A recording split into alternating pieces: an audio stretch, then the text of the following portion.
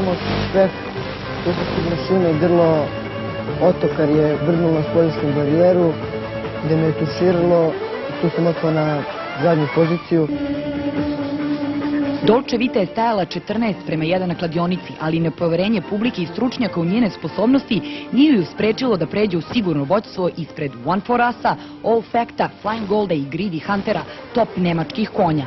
Ali Zadnjih 300 metra gde sam očekivao prvo favorita trke grlo One for Us sa šampionom džokeja Nemačke, džokejom Bulom. Došlo mi je na jednu dužinu, ja i Dolce Vita dali smo sve od sebe,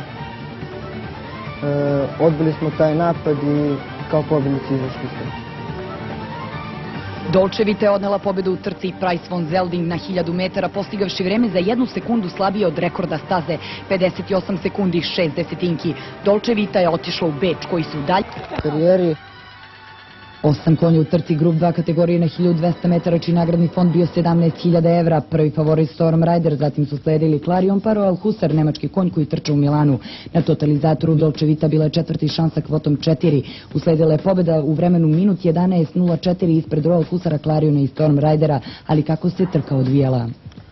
Krivini sam joj dao malo vazduha, očekivajući grla Storm Rider i Clarion da mi pruže veliki otpor u pravcu.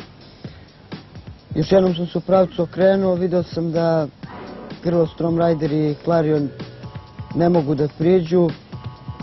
Dao sam joj 2 biča, više zbog sigurnosti. I na kraju je dobila za nekih 2-3 dužine, baš lako. Jahaću je ponovo na dan derbija u trci Super Sprint u Beču, gde očekujem sjajne rezultate kao i do sada. Evropsko poglavlje srpskog konjarstva pišu zlatnim slovima Dolce Vita i Dolce Vita iz beogradske štale Potkovica odlučna je u svojoj nameri da postane najbolji sprinter Srednje Evrope. Treću međunarodu beleži na bečkom hipodromu Freudenau, internacionalna trka Super Sprint na 1200 metara. Iza naše heroine ostadoše Trebijano, Storm Rider i Morning Dance. Jugoslovenski šampion Đorđe Perović na leđima Dolce Vite slavio je sa 5 dužina prednosti.